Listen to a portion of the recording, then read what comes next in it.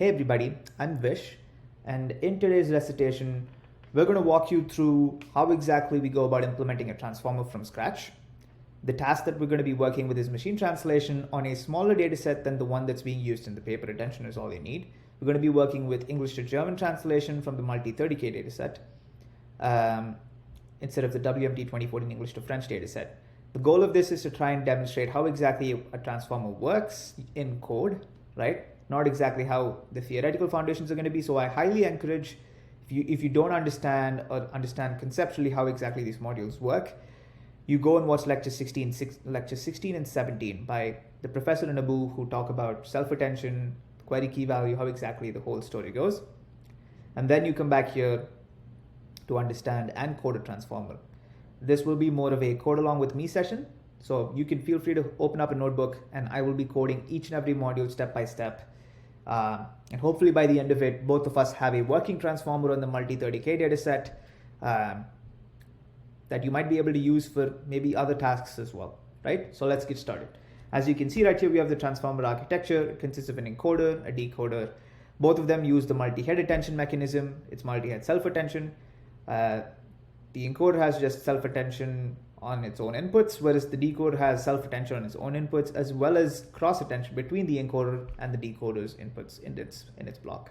You have n encoder blocks and n decoder blocks. In the case, I think in the paper it's 6.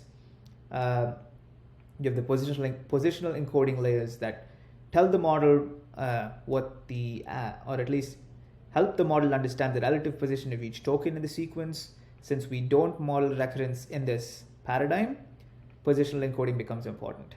Anyway, let's basically get started. I have some installs and imports over here that you might need to do. This typically, I think, upgrades your Torch to 2.0 and ensures that you have Torch text and Torch data working, and also install the specific language tokenizers that you might need with Spacey.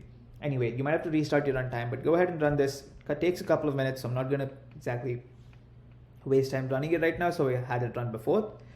Let's just test if our inputs are working and we can get started coding the attention module, right? So the architecture is shown on the right on the paper. You have the encoder, the decoder, then you have the attention module, my bad, sorry.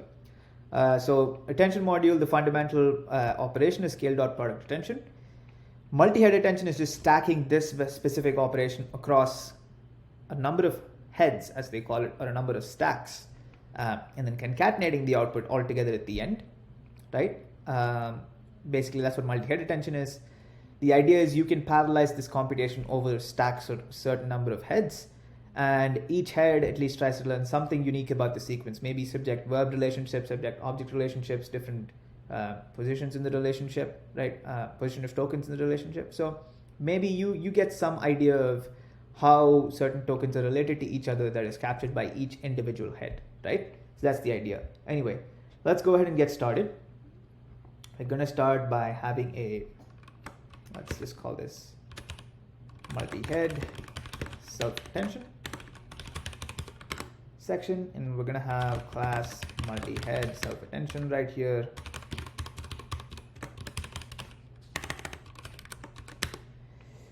We define the init function, which takes in the model as it is notated in the paper, and it's going to take in a number of heads, right? Because we want to know how many heads we want to have in our attention. We store this. Okay, before we do that, we want to make sure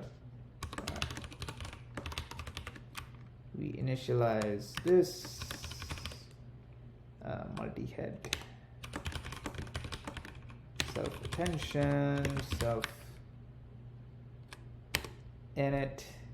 Takes care of that. Now we can assign our variables. So now that we have heads and num heads, this means we're splitting d model into number of heads. So which means each head is going to be a certain size. Let's calculate that size with self.head size. All it's going to be is self.d model divided by the number of heads. So making these two numbers divisible is something that's useful to know. Now let's define our weight matrices. They're going to be a projection weight matrices. Basically, they're just these weight matrices that are used here, that, as you can see, WIQ, WIK, WIV, right? So that's basically the weight matrices. Let's just call them WQ here, and then WK, WV, right? Just going to try and follow similar notation wherever possible. So it's going to be torch.nn. I think it's all going to be the same layers right here. So it's going to be demodel to demodel. So let's just copy paste each of them. And then you have an output projection layer at the end, right? So believe that's right here. Yeah, you have a final linear layer that you use at the very end. So let's just call it context linear, right? Or context projection. Yeah, context projection is just going to be torch.nn. It's going to be the same basic layer, I think. Yeah. Now that we have this, we're ready to go ahead and implement our forward function. Our forward function is going to take in a query key value. Sometimes this is all from one block, one encoder, or all from the decoder, or between both the encoder and decoder. Those use cases are what's outlined over here in this section. We'll go over it in a little bit as we code this. So let's try to code the forward function. So what we want to start with projecting each of the query key and value. Yeah. So let's call it query self.wq query, right? Key equals self.wq wk if key again value is equal to self.value wb if value. So now that we have this, right, what we want to do here is when we calculate this dot product for this matrix multiplication, right, we want to parallelize it across all these heads. So what we want to do is we want to reshape it such that it goes from being demodel to num heads comma demodel, right? When we do that, we want to make sure we retain the batch size and the ordering so that they're contiguous in memory. So I'm going to get the batch size right here from the query first. So query.size if 0 gives me the batch size. I'm now going to view this, right? Feel free to include contiguous before this if necessary, but I don't think we need to right here, since we're going in the same order of operation or same order of the dimensions. So for instance, the QKV shape right here, they're all the same shapes. It's going to be batch size, sequence length, demodel. We're splitting that split into batch size, sequence length, num heads, head size. So that's what we're doing, right? Do the same thing for each of these. Now that we have that done, now what we want to do is we want to parallelize it across the number of heads. Remember, so when we want to do that, we wanted to parallelize it across the batch, obviously, and the number of heads. So we want to ensure that the batch size and the number of heads come first, so that the matrix multiplication can happen between the last two dimensions of real vectors, or the matrices that we have. So what we're going to do is we're going to transpose first and the second dimension. So what this does, transpose to batch size, num heads, sequence length, and head size. So let's just do this real quick for each of these. I'm going to copy the dot transpose right here. So it's key transpose value, transpose. So now that we have all of them in that shape, we're now ready to calculate our attention weights. So attention weights is nothing but torch.matmul, right? We want to multiply the query and the key. So now before we understand this, let's just write out the shapes. The query and key shape is batch size, num heads, sequence length, head size. So just multiplying these two vectors without just straight up is not going to work. Why? Because for a matrix multiplication, you need, if you have an m cross n matrix, the second matrix has to have n cross p. Basically, the column of the first matrix should be equal to the rows of the second matrix, so that you have matrix multiplication giving you m cross p afterwards, right? So right here, if you notice, you have sequence length and head size. That's going to be the ones that are going to be multiplied. So you want to make sure that the key has head size and sequence length as its last two dimensions. So we're going to transpose the key right here, -1. So now that we have that done, we can scale it, right? This is the scaling step. The scaling is usually done to make sure that the gradients are stable. That's kind of the reasoning given in the paper, I believe. Yeah, the scaling factor. Yeah, I'm not sure where exactly, I believe. Yeah, we suspect that for large values of dk, dot products grow large in magnitude. So to counteract this, we scale the dot products by 1 over square root of dk, right? So it's just basically what you want to do is divide it by the square root of the head dimension, right?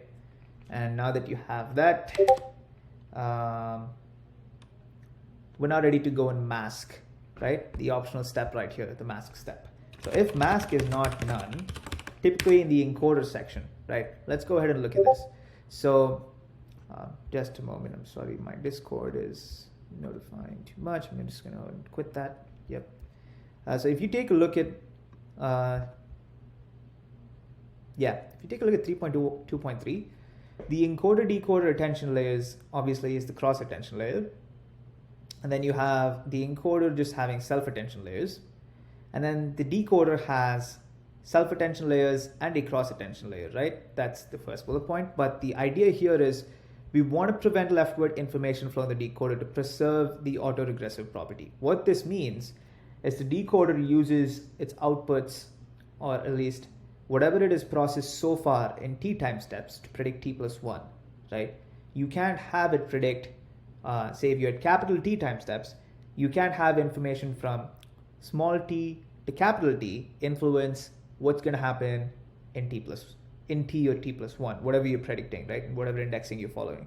So in order to ensure that the influence from the time steps in the future don't affect the prediction that you're doing right now, that's basically trying to maintain the autoregressive property. We want to ensure that we mask off the outputs that come after the time step t, right? So that's why we want to use the mask in the decoder. In the encoder side, typically what happens is you have a bunch of padding and you want to mask off the padding indices for the attention vectors, right? So that when it passes through the softmax, the attention weights basically tell the model not to pay attention to the padding indices. Does that make sense? So that's why we use the mask on the encoder side. It's also the same thing that we do in the encoder-decoder attention side. Anyway, so now that we know what the masking is going to do, so we want to use this simple function called mask fill, right? So we just do attention weights equals attention weights dot mask fill, right? The mask is typically a binary 0-1 vector. So right here, we're just going to use mask equals 0.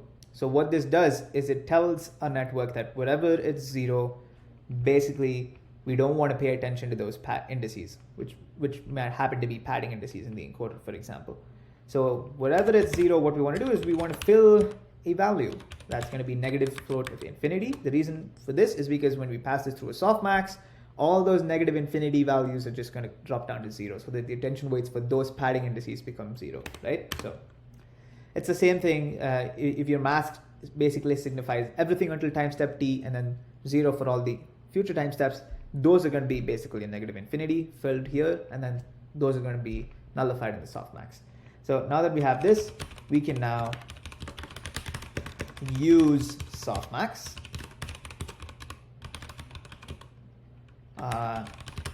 Want to do it, of course, in the last dimension, which is the sequence length dimension. So it's going to be -1, so that we understand across this sequence of tokens, what exactly should we pay attention to, right, for every single sequence. So now that we have this, we have a context finally.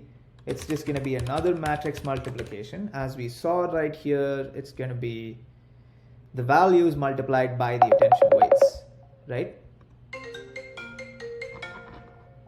Whoops, sorry for the call. Anyway, right here, now that we have that, we're going to do a matrix multiplication between the attention weights and the values. So it's going to be attention weights, and it's going to be the values. Transpose. The reason we want to transpose again is the same as before. This time we want to make sure that it's contiguous Then we view by batch size, sequence length, and then self.demodel, right? It's not values here, it's just going to be value. Yep. So now what this does is it basically generates a context of ship, batch size, sequence length, demodel. So we've effectively parallelized the whole computation process across number of heads, and then finally basically concatenated it via reshaping back to demodel. Does that make sense? That's what we've done. So now we can just safely return context. Whoops, but we forgot one little step right there, which is to basically use the context projection layer to project our output. So it's going to be self.context projection of context. Now that we have that out of the way, I think that basically takes care of the multi-head attention block, right? So we've implemented all steps, I believe, basically linear layer across all the query key values, transpose it, calculate the attention weights, softmax, use a mask to mask off the indices that we don't want to include in our attention weights, and then calculate the context, right? So yeah, I think we're good.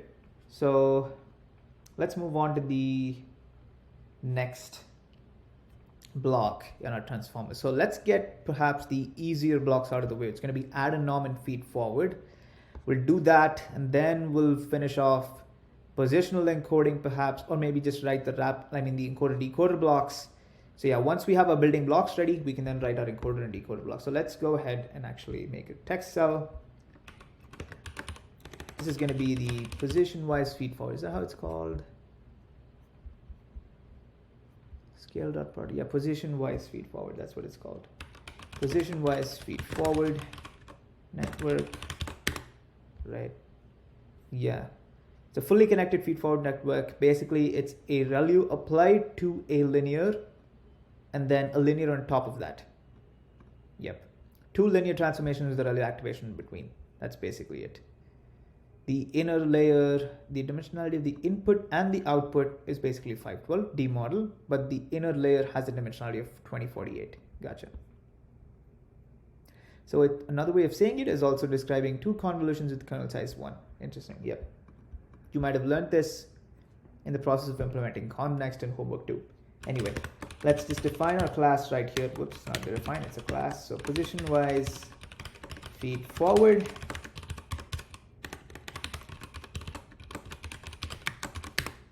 Define init,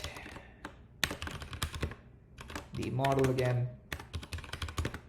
What is that called? DFF. So it's going to be DFF.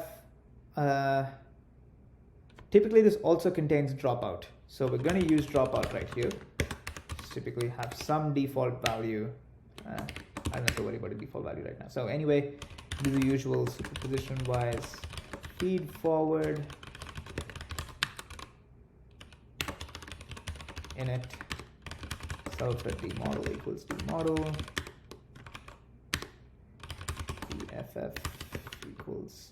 I don't even think you need to assign this. You're not even using these shapes anywhere like attention. So I just think you just go ahead and define the layers. So the first linear layer. So it's two linear transformations. So linear 1, this is going to be goes from demodel to DFF. Second one is going to go from basically DFF to demodel. That's basically it. You have your dropout layer. It's going to be torch.nn.dropout. Probability being equal to dropout. Yeah, and then the activation, of course. I think activation is torch.nn.ReLU.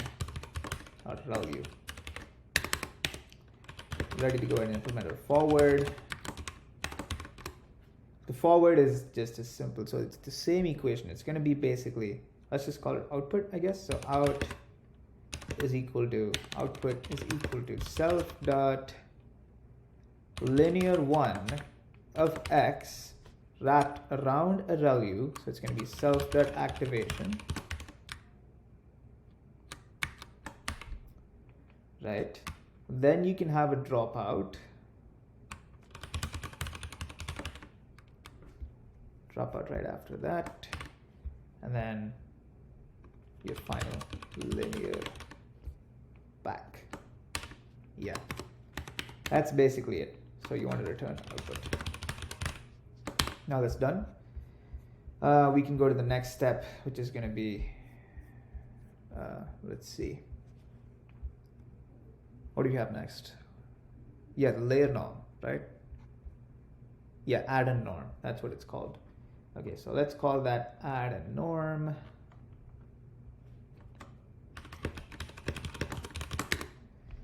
This is a straightforward layer norm and residual connection. So as you can see right here, it's basically taking the input from this point, adding it through a residual connection and taking a norm, which is layer norm. So let's call it class add norm.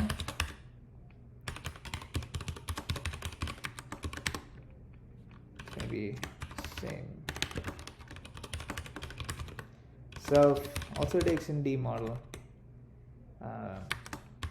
Yeah, and then do super add norm self dot init. We define the layers right here, so it's going to be one norm layer, so it's going to be push.nn.layer norm D model.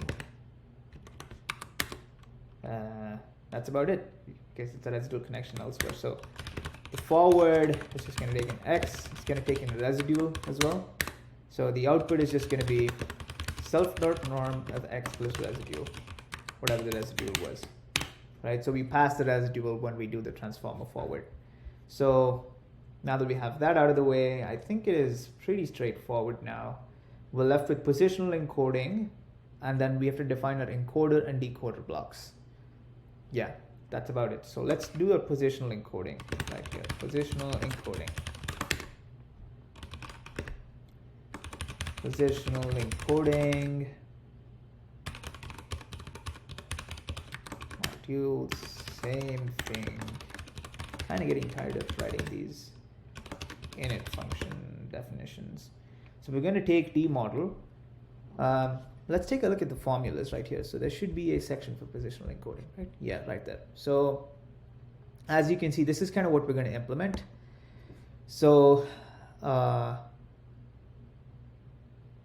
it's going to be a vector of sines and cosines that we're going to add to our embedding vector of the input and output tokens in the encoder and decoder, so that the attention layers then can understand the relative positions of these tokens in the sequence, right? So basically, yeah, that's kind of the idea. As they say, it forms a geometric progression from 2 pi to 10,000 times 2 pi. Yeah, the important thing right there is, as the professor had explained in lecture 16, is that PE, the encoding of position plus K, right, for any fixed offset can be represented as a linear function of the position. So you can get that idea, or maybe like some sort of a distance between these tokens using this module, right? And that's kind of the whole idea. That's kind of why we need it, because in sequential processing, it's very straightforward. One comes after the other, and the architecture is constructed in a way where the output of the previous time step, or at least the output of the current time step, depends on the output of the previous time step. In this case, there is no notion of sequential processing. It's all done parallelly. So we need to give the network an idea of these relative positions, or an idea of what it means to be this distance away in the sequence, right? So that's kind of the idea. Anyway, so let's go ahead. The model, right? I don't think we need any parameters. I don't think so. We can add extra parameters if we need any more. It's going to be self.init again. So typically for these layers, even for the attention layers, you have layers in PyTorch that handle all of this. I think there's even an nn.transformer, but the goal of this exercise anyway was to implement everything from scratch. So that's what we're going to do. We are going to assume that we get an embedding. I don't think we initialize an embedding layer here, right? We're going to initialize an embedding layer in the encoder and decoder blocks. This is going to take in an embedding. You could have dropout here if you want. You know what? Let's have that. So you can have dropout here for embedding dropout, basically, if you need it. right? So you could just have, whoops, wrong class right here, dropout. So create dropout, torch.nml dropout.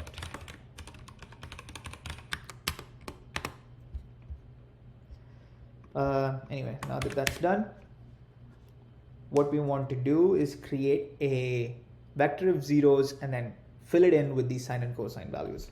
So positional encoding is going to be torch of zeros. Oh, actually, yeah, we need to know a maximum sequence length. So let's call it max sequence length. So because we have to do it across the sequence length. We won't know what the sequence length is for each batch, so we assume a maximum sequence length that's greater than almost whatever sequence length you might find in the data set, right? That's going to be the setting here, and then we create basically these zeros, right? And it's going to be unique. It won't repeat basically for every sequence. That's something that's useful. So max sequence length and then demodel, basically. That's basically a positional encoding or embedding. We want to basically encode, yes, we need information about I and J, right? So I, yeah, just I over here. Pause is basically what I'm referring to as J, but basically, anyway, let's just call it position. 0 to max sequence length, right?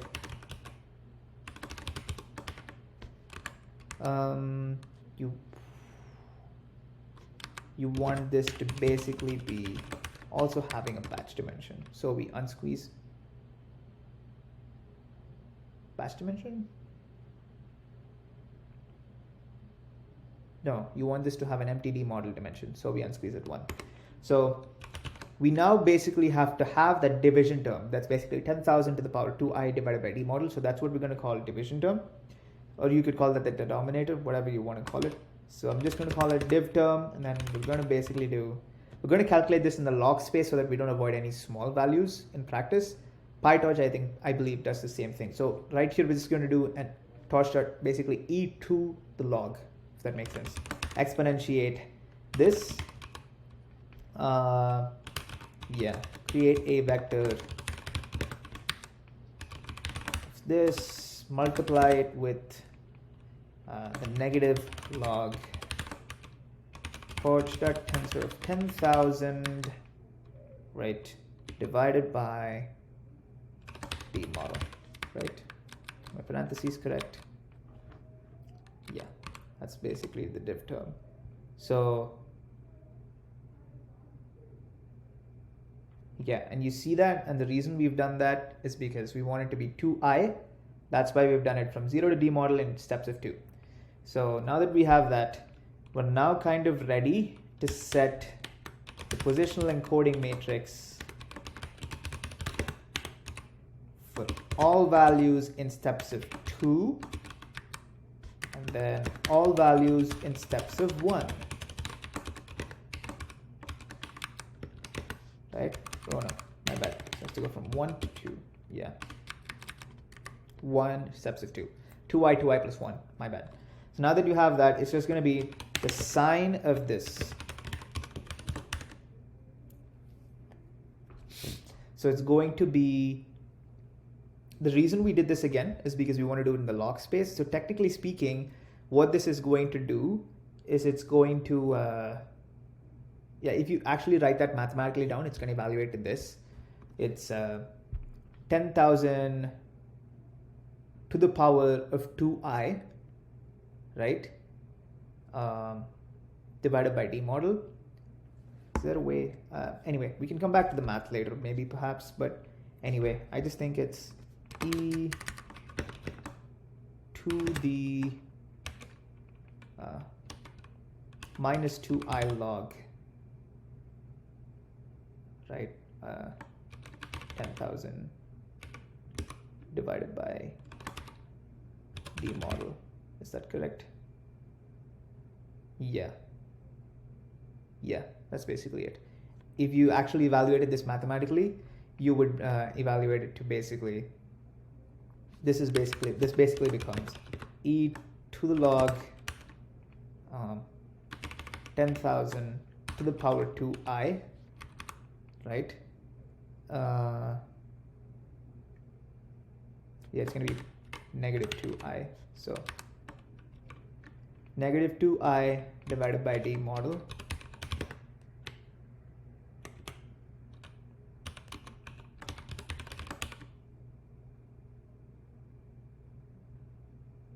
e to the log of this, which will then basically evaluate to the same thing. I might have made some small mistake here, but you kind of get the idea. We'll find out as we code this out. But anyway, so the idea is to basically multiply the position vector that we have with the div term, right? Do the same thing like here, torch.cos position times the div term, right? Yeah, position times the div term. Now we unsqueeze it to give it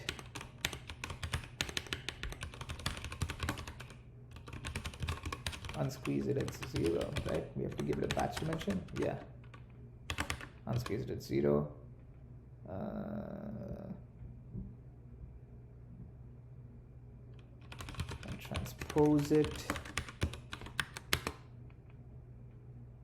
And then yeah, we register buffer right here so that we retain it in memory. Gotcha. So now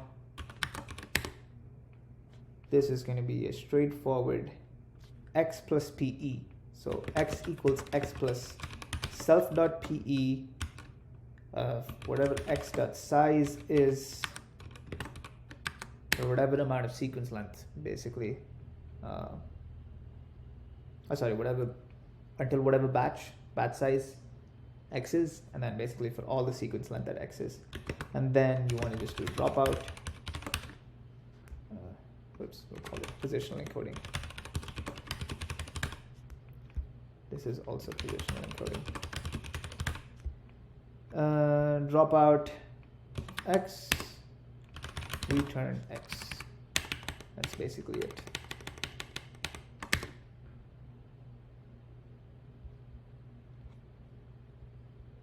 Whoops, forgot capital M.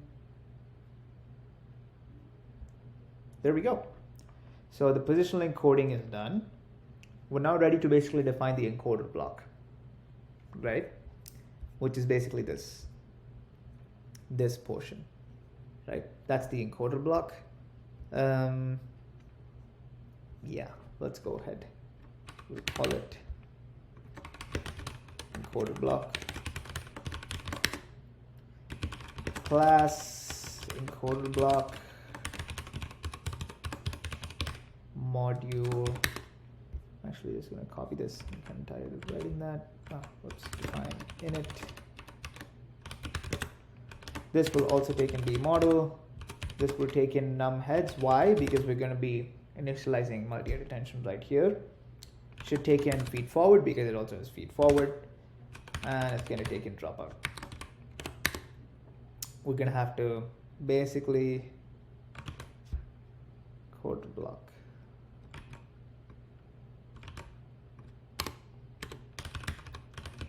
Self-attention, multi-head. Doesn't give me the prompt right now. Never mind. Multi-head self-attention. Is that the right name? Multi-head self-attention. Yeah. Multi-head self-attention. Demodel num heads. Now we define the norm. Add norm. Demodel. Can define the feed forward equals position wise feed forward demodel dff dropout. We have one more add norm, so we're going to just call it add norm 2. Maybe call that add norm 1.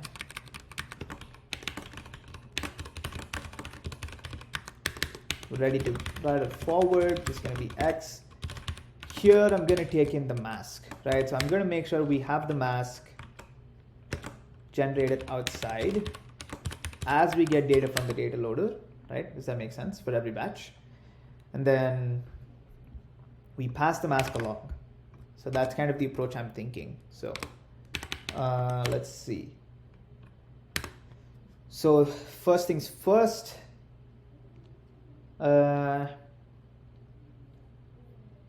since you're going to have n encoder blocks, I'm not going to have the embedding layer here, if that makes sense. So this is going to take in the embedding added with the positional encoding, and then that's what's going to come into the encoder blocks, because every future encoder block doesn't repeat the positional encoding or the embedding process, right? So let's just pass x through the attention first. Oh yeah, we're going to have to retain some form of idea of what was the first, right? But because we have to pass this as the residual, so self attention, we're going to call that x1. X, since it's query key values are all going to be the same, I'm going to pass in the mask x equals what is that, multi-addition and add norm, right? So it's going to be self dot add norm 1 x1. Then it's going to be x1 equals, again, because the output after the add norm is what's going to be used, after the feed forward. So we're going to call this x1 again. So, or you know what, let's call this x2 so we understand. X2 is now going to be feed forward. So it's going to be feed forward x, and then basically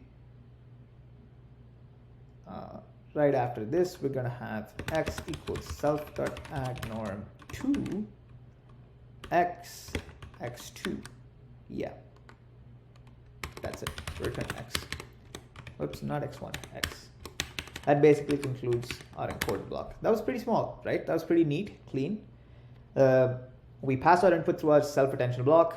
We then pass it through add and norm. So we have to pass the residual of the output before the self attention to the add and norm. So we retain that as x1. Then after that, whatever we get as output after the add and norm, basically is also used for the next add and norm after feed forward. So we're going to basically write the output of feed forward as something else, x2, and then pass in the output of the first add and norm, which was x, and x2 to the final add and norm. If that makes sense. That should give us our output for one encoder block. We can now write the encoder. Before we go to that, I think we'll write decoder block and then finally write encoder and decoder together. So let's do that. Right, so decoder block.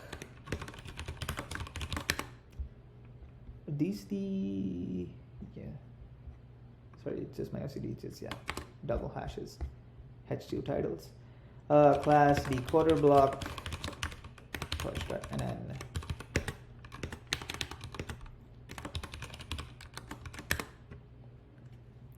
same thing right here, same thing right here. It's going to be decoder block. Whoops, it's going to have a self attention. It's going to be same here. It's going to be add norm 1 as well, because right after that you have add norm 1. Do you have a feed forward after that? No, you don't. What you have is a cross attention. So let's call that cross attention. It's going to be the same thing though. It's going to still have demodel. You're going to have add norm 2 demodel. Then you're going to have it feed forward, position wise feed forward. And finally an add norm 3. So yeah, 1, 2, feed forward 3. Yep. It's basically the order of operations. Now that you have that, we can write the forwards. It's going to be kind of similar to this, except we have a cross attention module in between. So have x mask equals none, but right here there's a difference though, because we're using encoder outputs as well and decoder outputs. We kind of have to understand that during the cross attention blocks, the mask has to come from the encoder side, right? So whatever the input sequence was, that's we have to get the mask based on that. So let's actually divide this into two masks. This also takes an encoder output. So we're going to call it encoder output, call it encoder mask. No, you know what? Let's call it maybe input mask and output mask. You could call it saying output mask is kind of, let's call it target mask, right? So target mask. So right here, what goes in for the first time is the target mask. Right, target mask goes in, add norm happens after that, and then after this we have basically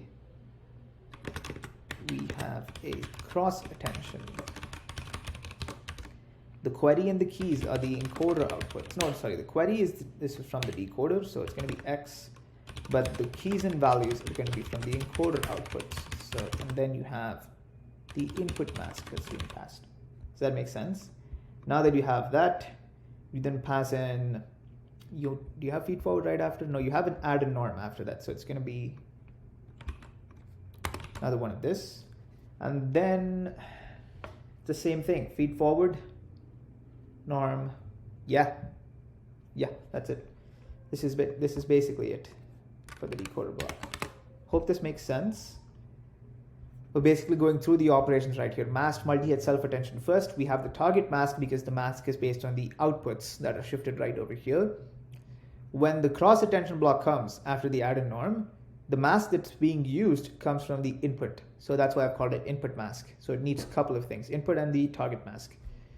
The input mask is passed over here for the cross attention block because remember, we're masking out the attention weights, which are a product of the query and the key, right?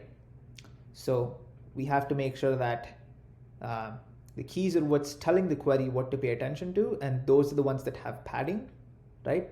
Those are the ones that you want to ignore. So that's kind of why we have the input mask being passed. Anyway, now that's there. The target mask right here tells the decoder basically, don't look at future outputs, right? That's basically what it's saying. Don't look at future time steps when you're predicting the output for the current time step. Now that this is done, we can now write the whole transformer actually. Yeah, let's just write the transformer. Encoder and the decoder is just going to be a repetition of these blocks. So I think making them as separate classes is probably not worth it. Or we could do that. I don't know, it just feels like I'm kind of lazy to write these init blocks again and again. So I'm just going to go ahead and write the transformer.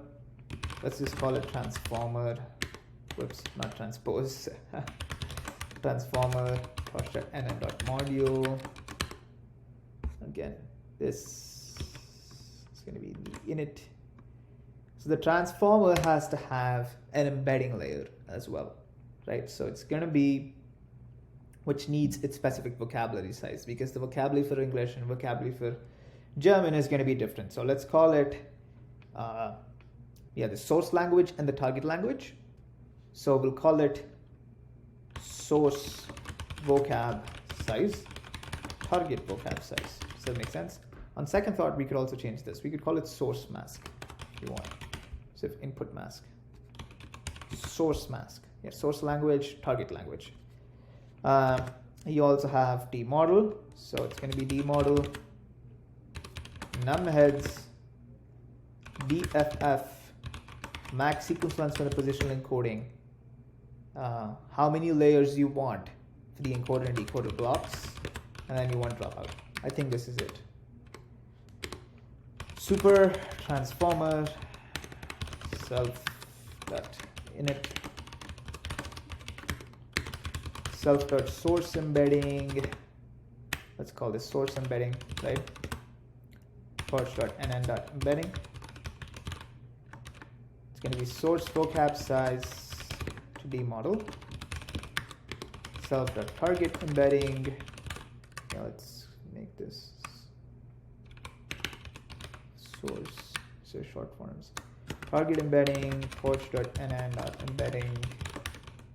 Target vocab size, again demodel. You have the positional encoding layer, so it's going to be positioned encoding, the model max sequence length, dropout, and now you finally have your encoder and decoder layers. So encoder layers basically going to be encoder block. Oh yeah, this has to be wrapped around a module list for it to work. Stores.nn.module list of encoder block demodel num heads. Is that it? Yeah, dff and dropout for I in, let's call it for L in range num layers. It's the same thing. Yeah, it's the same thing for the decoder layers. Fix the typo.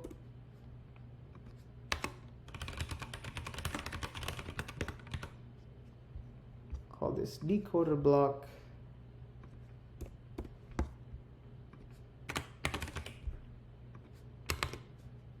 Then you have the final linear layer, so let's just call it what do we call it? Output layer.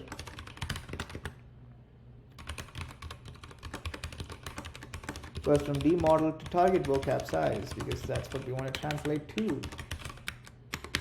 Now that that is done, we can now define our forward.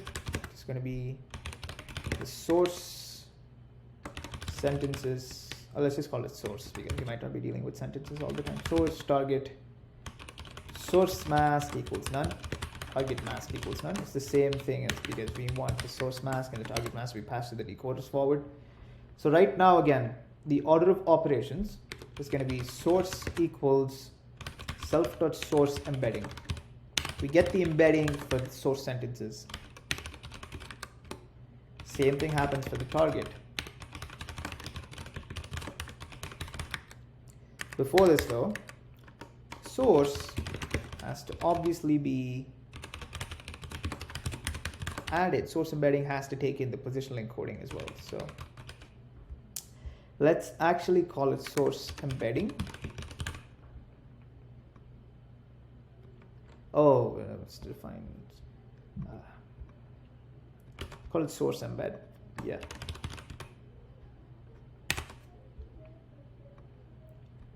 Source embed takes in the positional target embed.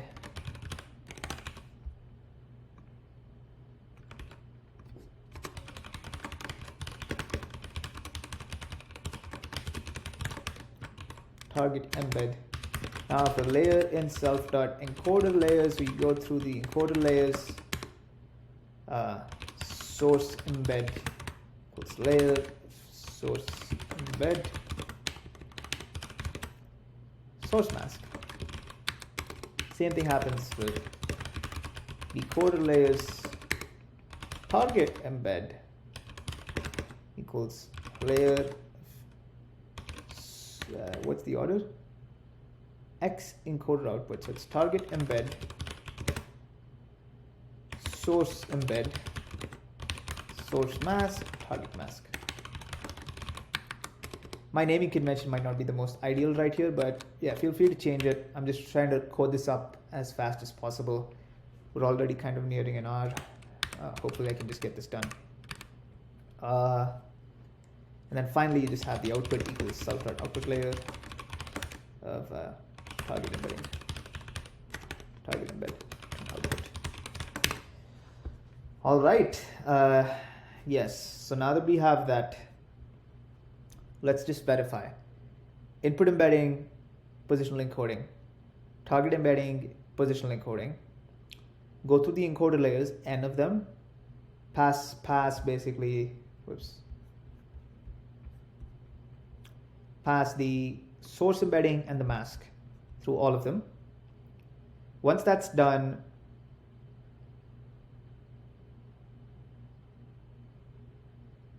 right. Once that's done, we then use the source embedding that we got from the end of it, pass it to the target embedding that also takes in the positional encoding, goes through the decoder layers, and uses the source embedding or the encoder outputs.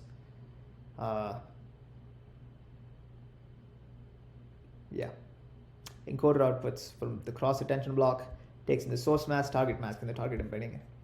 Gives you goes through n of the decoder layers, and then finally you have the linear and the softmax. Yeah, gotcha. We won't be implementing a softmax here because the cross entropy loss is going to do that for us. So anyway, I think that's basically how the transformer is implemented.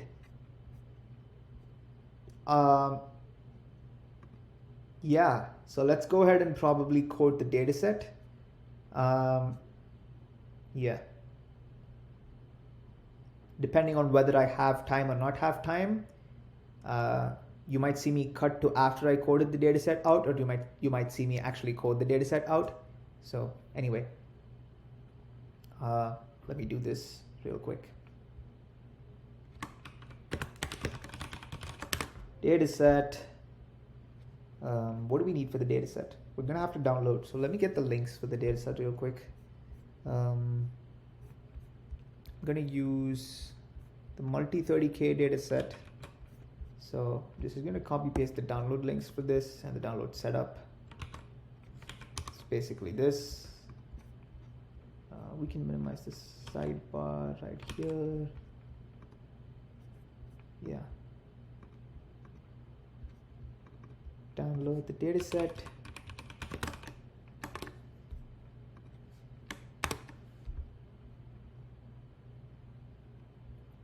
Right, this bug requires this fix typically.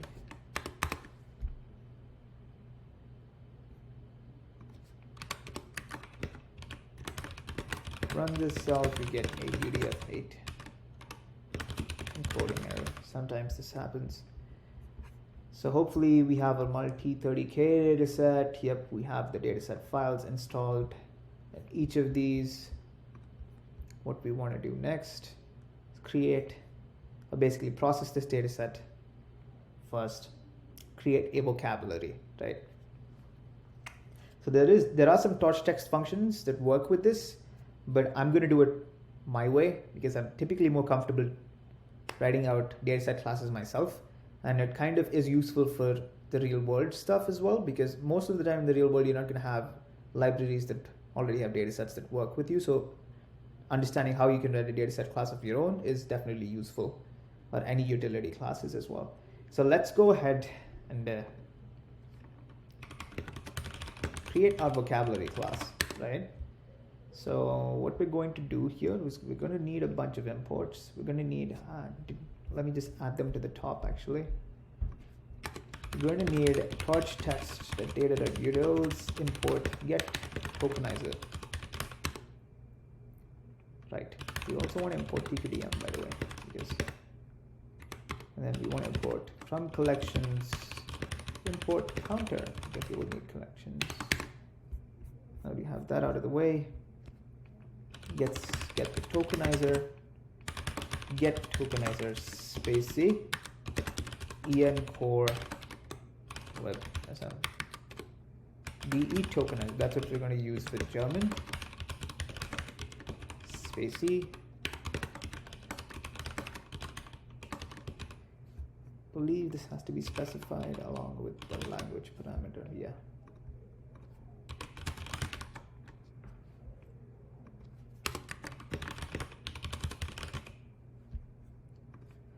The root path here is clearly content/multi 30K in case I need it.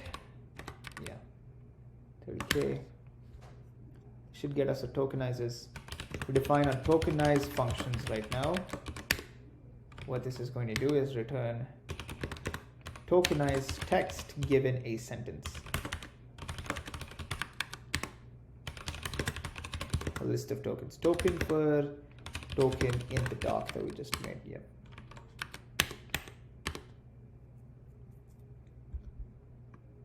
You could call this tokens. So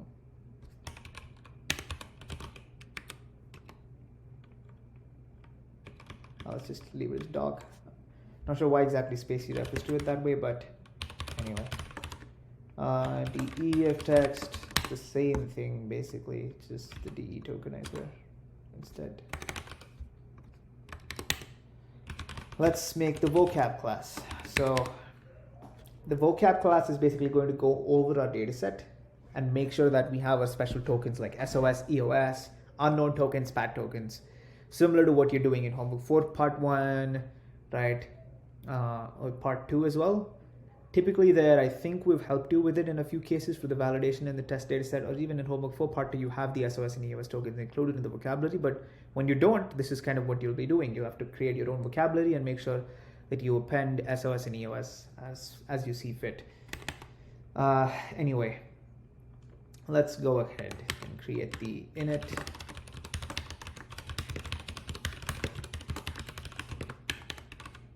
Since we're not really inheriting from anything, I don't have to write any super init functions.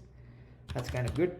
The min frequency parameter right here is actually used when you want to decide what tokens to keep in your vocabulary. So you want to keep tokens, for example, that have a minimum frequency of 2, right? Or a minimum frequency of 5, most frequently occurring words. Or if you don't mind, just keep it at 1. It doesn't matter if they occur or not, like 2 or 3 times. If they occur once, they're included in your vocabulary. It's kind of what I'm going to do anyway. So anyway, the data that we have here is going to be none. Special tokens, this is basically what I was talking about. They're going to be the PAT token, the SOS token, the EOS token, and then the unknown token.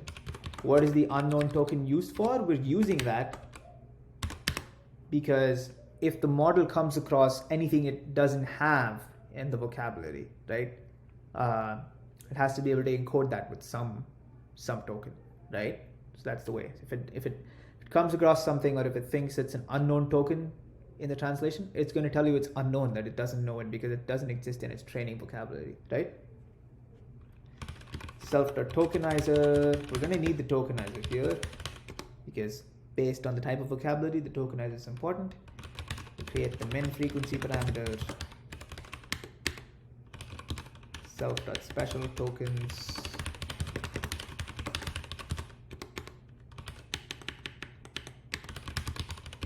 build vocab, right? We're going to call a function called build vocab that uses this.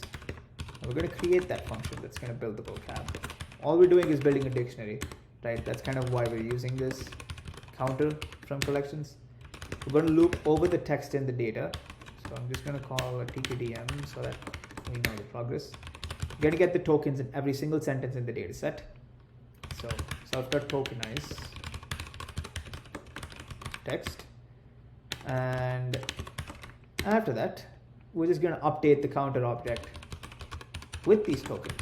So it basically tells you what the occurrence of these tokens is, right? This is used because we want to use, if you happen to want any usage of the min frequency parameter, you want this. So now that you have this, it's basically token equals, basically the vocabulary is token for token frequency in counter.items if frequency is greater than or equal to self.min frequency. Does that make sense? It's a pretty straightforward piece of code. And then you also want to append the special tokens. So it's self.special tokens plus tokens. Now you want to have 2 methods. One is if you happen to have a string or a token, you want to map it to an index, and if you have an index, you want to map it back to a token or a string, basically, right? So we're going to call it S to I, right? Just string to index, token to index. You could call it, since it's TTOI, I just didn't want it, so I chose string. Token, it's just a dictionary. Token to index with index, token in counter, in enumerated tokens. You don't even need to use counter for this because we just filtered counter by the frequency parameter. Same thing for this, except this is just going to be tokens because token is already a list of strings. So whatever integer you have, just use it on the list and you should be able to get back the token that it corresponds to. The length of the vocabulary, so let's just define a length function. Basically length of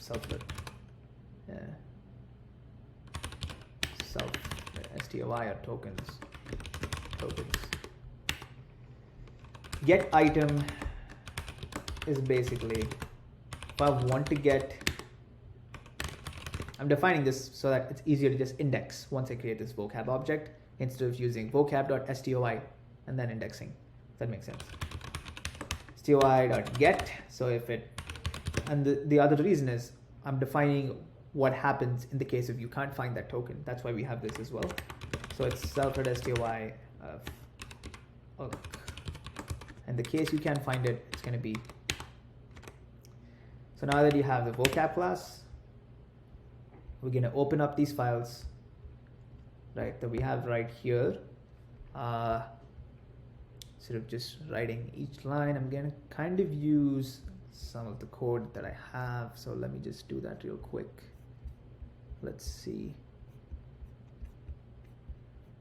Where exactly is it?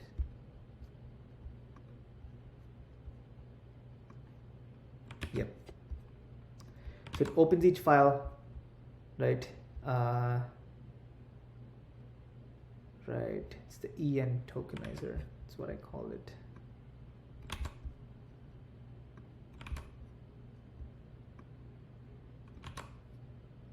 I'm using a min frequency of 1, so hopefully now tokenize. Did I miss something? It's self tokenizer. Gotcha. Perfect. So we have 10,837 tokens for English, 19,214 for German. Good to go. Now let's try the dataset class.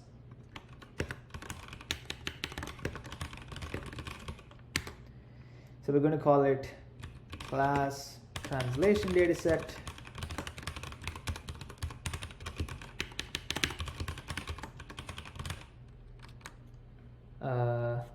Translation dataset,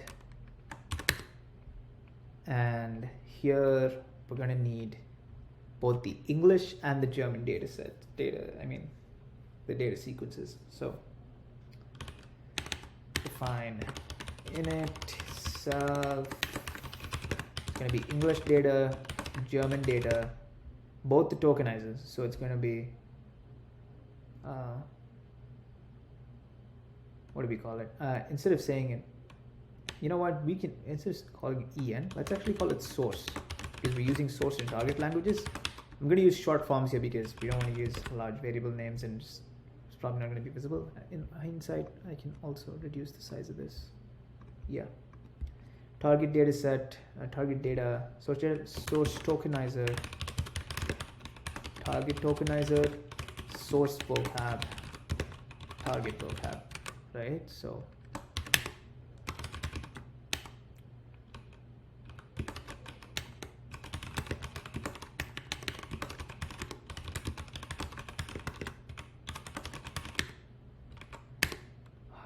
sometimes the prompts are just completely useless. Just get in the way.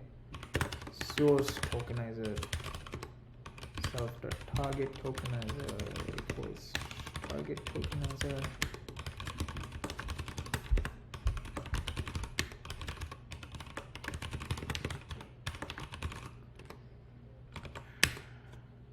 Is that correct?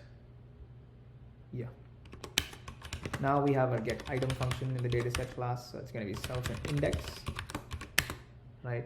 So source text and target text is just going to be self.source data of index, self.target data of index, right? Take a look. This basically reads train data en f0 will give us a English sequence. Yeah. And then train data de of 0 gives us the corresponding target sequence. Yeah. So that's basically what we're going to model right here. So we're going to pass these files or these lists into our data set. We're just going to be able to fetch based on index, as simple as that. What we want next though is to basically tokenize. So self.source vocab of token. So we want to get the indices for token in self.source tokenizer of text source text. Same thing happens for the target tokens.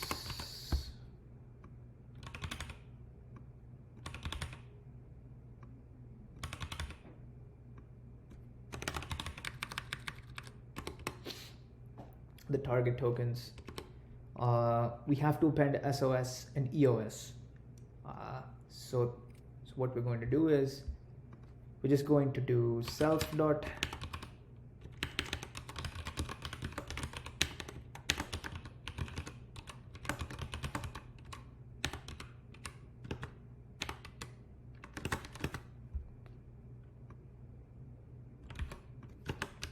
plus EOS. Same thing down here, except it's going to be based off the target vocab.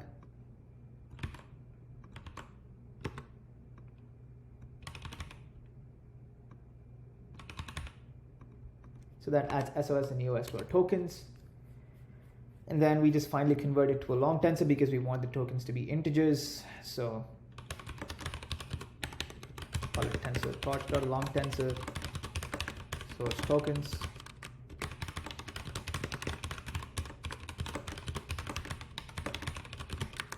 Then we just return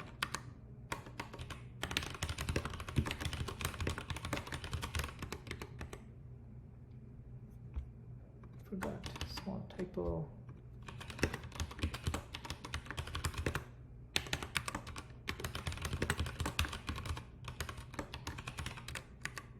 You want to make sure that the length of both source and targets are equal. So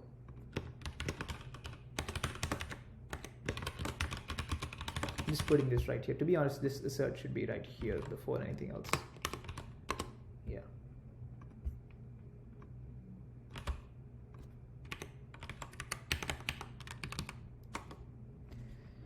I think this is it, right? We also obviously need a collate function because why?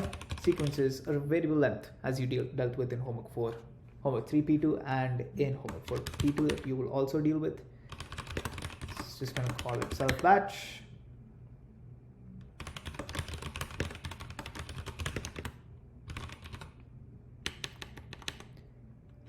Yeah, let's call it tensors.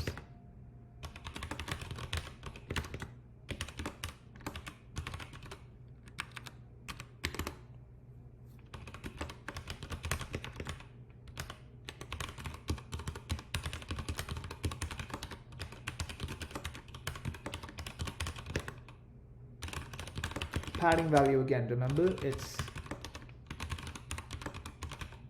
the padding token that we added. Don't forget batch first true. Basically the same thing gets repeated for the target tensors. The target tensors also have their unique pad token index, so we're going to use the target vocab and we just return source tensors and target tensors. Does this make sense? This will be a translation data set. Now that we have that done, whoops, torch dot, what's that? Isn't it torch? Oh, it's not part of NN. That was my mistake. Torch.utils. There we go. Now that we have a data set class defined, let's now basically use code to create these data sets.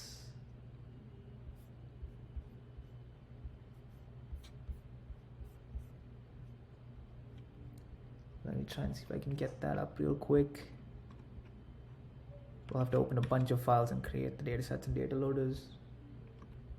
In the interest of time, I'm going to create cell.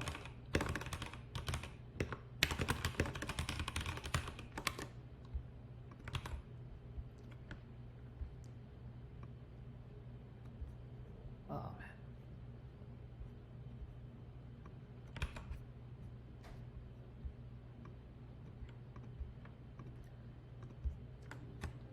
It's going to be en tokenizer.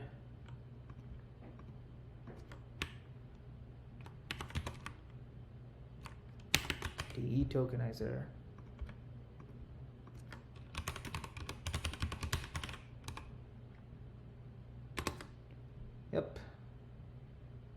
Awesome. So this just loaded fine. So now that we have that out of the way, let's test some sample sequences just so we're safe. So it's train data set.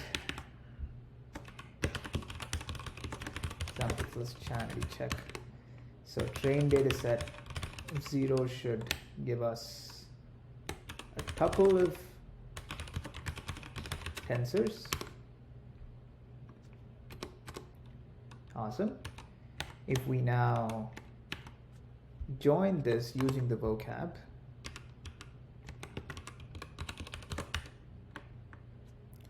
what was the vocab that we defined? It's en vocab.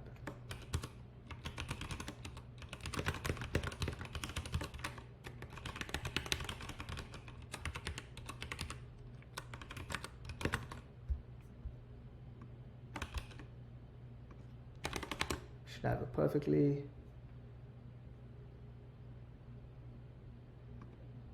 All right, it has to be I to S.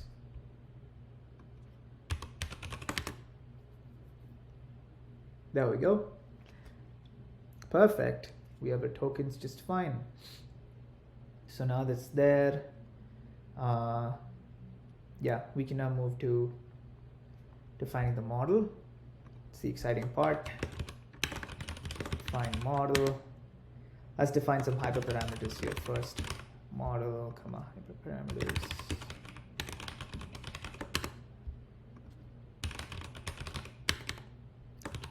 Num epochs. Let's just keep it 10 for now. D model. Since we're dealing with a smaller data set, I'm not going to keep 512. I'm going to keep it half of that because we don't want to overfit. Num attention heads. Let's call our attention heads. This is going to be 8. Num layers is going to be 3 instead of 6 because again I don't want a very deep model. So feed forward. So we'll call it DFF. That's going to be 512. Yeah, I'm not keeping it 2048. That's too big. Dropout is going to be 0.1. Max sequence length. It's going to be maybe 150 or yeah, it could even be a large number. 5,000 doesn't matter as long as it's bigger than.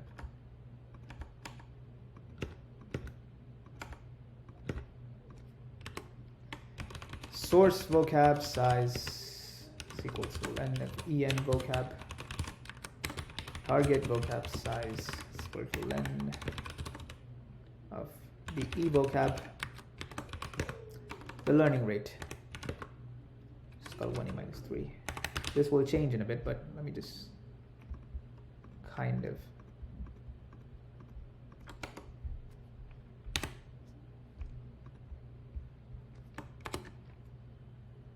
Okay.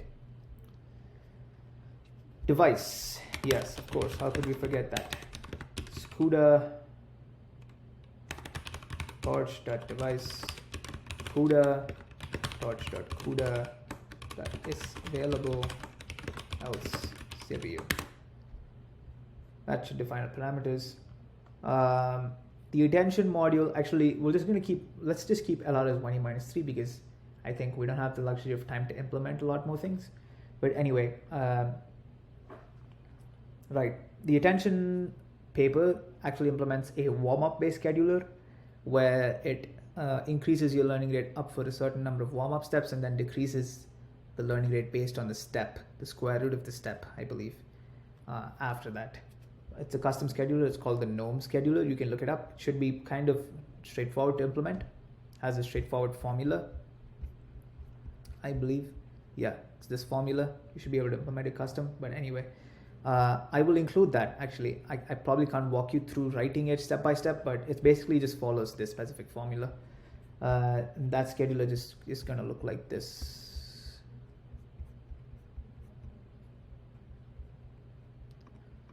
GNOME scheduler. Yep, this is basically what it looks like. Basically follows the exact same formula. D model to the negative 0.5 times the minimum of step times minus 0.5 or the step times the warm-up steps to the negative 1.5. It's basically the exact same thing. So that's kind of how the step works for the learning rate. Anyway, let's go ahead. Now what we want to do is also implement the source and the target mask calculation functions. So I'm going to call it helper functions. So let's do define generate source mask, source, and the padding index or the pad token index, right? The mask is basically a simple source tensor not equals pad idx. You unsqueeze along the sequence length dimension, unsqueeze along the next dimension. The demodel dimension, return mask. You don't have to do any repeating because broadcasting will take care of the rest when you're using it. Same thing for the target mask. Target mask is a little bit more tricky, but the idea is you generate a triangular mask in such a way, basically an upper triangle matrix, in such a way that everything until the current time step is included, and then afterwards it's not included. Right, so sequence length is target that's size of 1. So let's call it, you'll need the padding as well as the future. Let's call it the no future mask, right?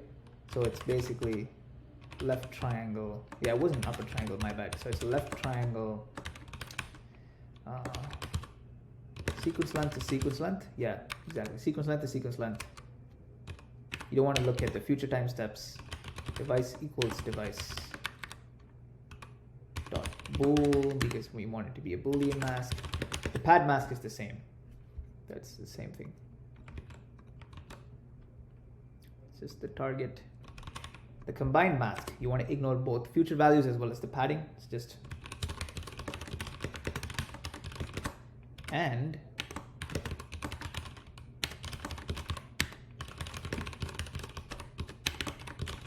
that's basically it. That takes care of that. The blue score,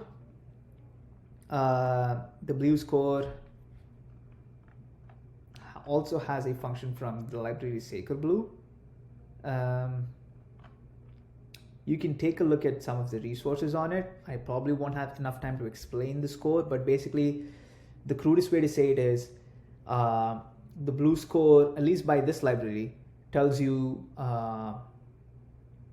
I'm not sure, wait, let me just see what this library calculates it between 0 to 100, right? Let me see. Sacred Blue.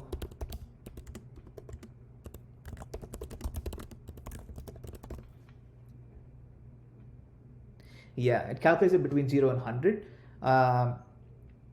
This library, but typically it's between 0 and 1, reported between 0 and 1. It basically measures the similarity between the machine translated text and the reference translation text. So it's kind of just a similarity comparison. It has a way more number of subparameters that it uses to calculate this or evaluate the score. But yeah, we can get over. We can go into the details of that probably somewhere else, or I can probably include some details in the notebook when I actually give you the completed notebook to you guys. Anyway, so let's go ahead, and I'm going to use a function since I would ideally code this out myself, but since we don't have a lot of time, I'm going to just use some code that I've already written for this. Yep, that should. Basically what this does is it loops over the outputs and the reference sentences, joins them based on the decoding, right, from I to S for every single integer in the decoded output for the reference and the hypothesis, and removes these tokens from it. You append them to a master list, and let's call this function. It's kind of very straightforward, but that's what it does. Let me see. What do we have remaining? We could actually just call model summary, and that should basically tell us.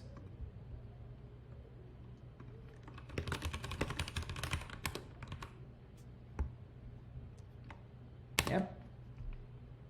Whoops, we haven't defined the model. That was my bad. Model equals transformer.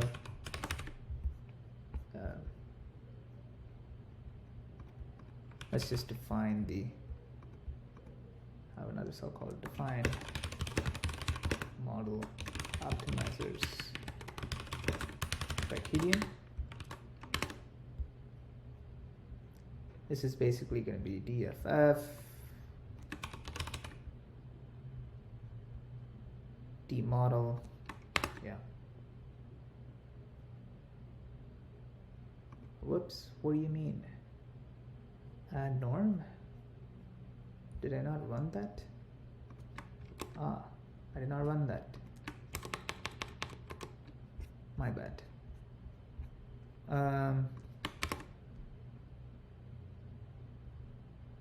Two. Did I make a mistake? Add norm.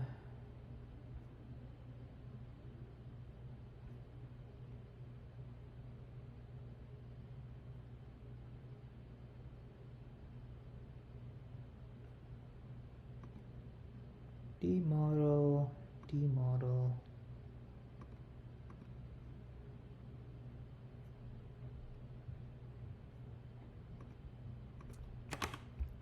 Good catch right here. It has to be 1, 2, and 3.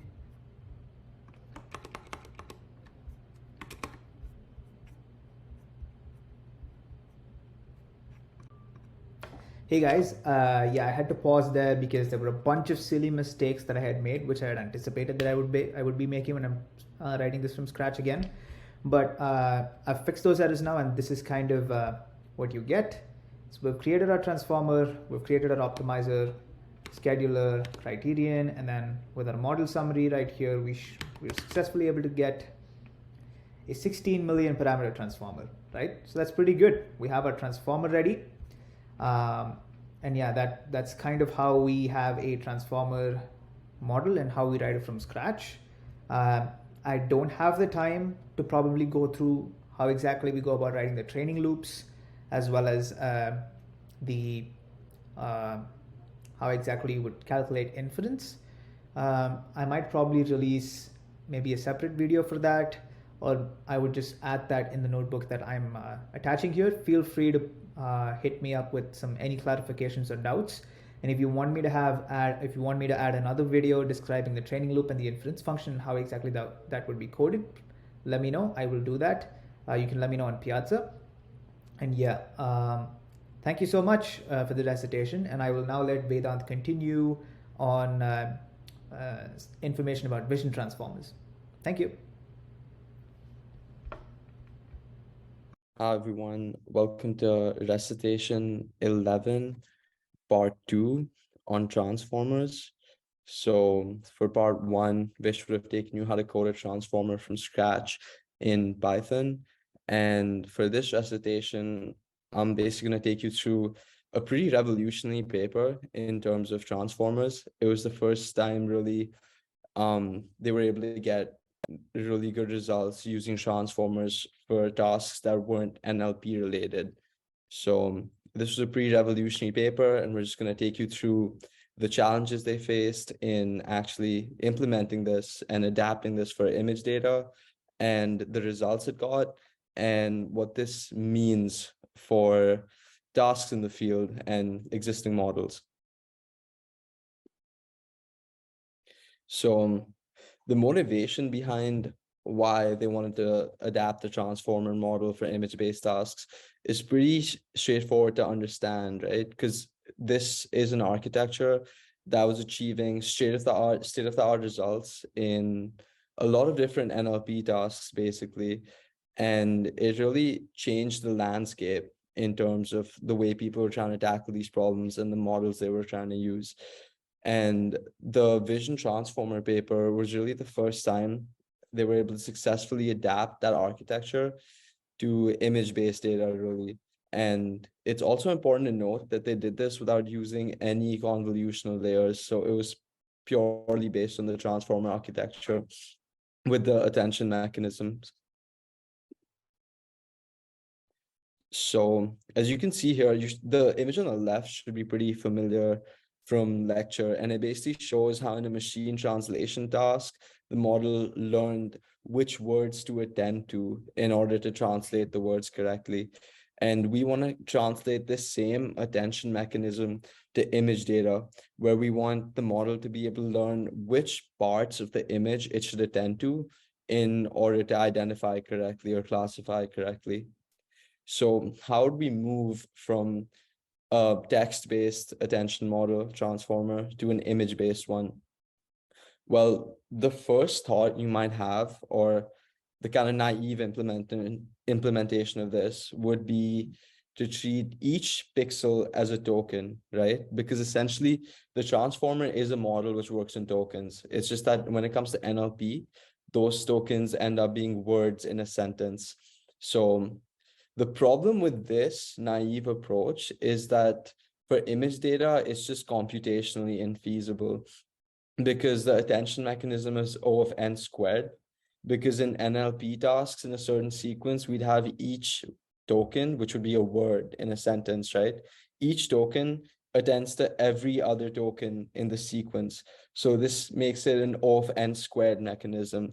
And this really doesn't scale up the image data naturally, because if you have even 128 by 128 or 256 by 256 images, it's just computationally very expensive to compute this attention for every single image. So this really is the key problem that was facing these researchers at the time when they were trying to adapt this mechanism. And this here on the right is a picture from the original attention is all you need paper that kind of demonstrates that each word attends to each other word in the sequence, basically. So the solution they found to this problem actually seems quite straightforward at first, and it's pretty intuitive as well. So instead of having each pixel be a token, they split it up into different batches of 16 by 16. And each of these different batches is what the token would be. So this just reduces the computation a lot to make this approach feasible. And this picture that I have here on the right is from the original vision transformer paper, and this is how they outline their steps in the process. They split an image into fixed size batches, linearly embed each of them, and add positional embeddings. They feed the resulting sequence of vectors to a standard transformer encoder, and to perform classification, they use the standard approach of adding an extra learnable classification token to the sequence. And over here on the left, I've just broken this up into like the 5 bullet points, or the 5 steps that really go into this. And we'll go through them one by one. But in essence, it's a really straightforward approach, because it's pretty computationally unfeasible to have each pixel attending to every other pixel in the image. They split it up into 16 by 16 batches. And essentially those patches attend to all other patches in the image. So that's really the key idea behind what they've done here. So the first step is, of course, they break it up into the patches you can see here, and they flatten that patch into a 16 by 16 length vector, and they pass it through a linear layer to generate an embedding, right? Because they need to get the data in the form where they can pass it through the transformer. So really straightforward. They have a 16 by 16 patch, flatten it to a vector, then pass it through a linear layer to generate an embedding. Next step is something you should remember from lecture. It's we add a position embedding to the embedding generated by the linear layer. And this is really important because we need to maintain the structural order of the patches. So we use this position embedding so we can feed that information into the transformer, right? That this patch is next to this patch is next to this patch. And this is important information we need to maintain. So we add this position embedding. And this encoder that they use here is the same encoder from the attention is all you need paper. And we've discussed that pretty extensively in lecture. And the final step, which is something you may not have seen before, is that they use a special token in order to perform image classification with this.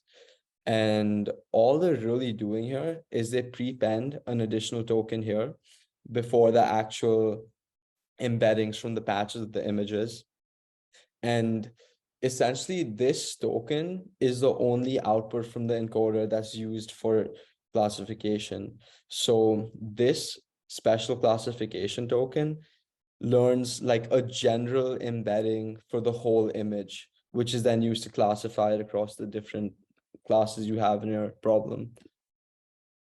And this approach actually worked really well. So at the time, this table is from the original Vision Transformer paper again. They were able to beat the state of the art at the time, which was ResNet, in a lot of these image classification tasks. And it's really impressive when you remember that there's no convolutions going on here at all.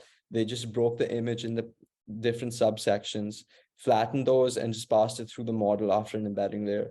And so it's pretty amazing that this was able to achieve such good results compared to such a deep convolutional residual network.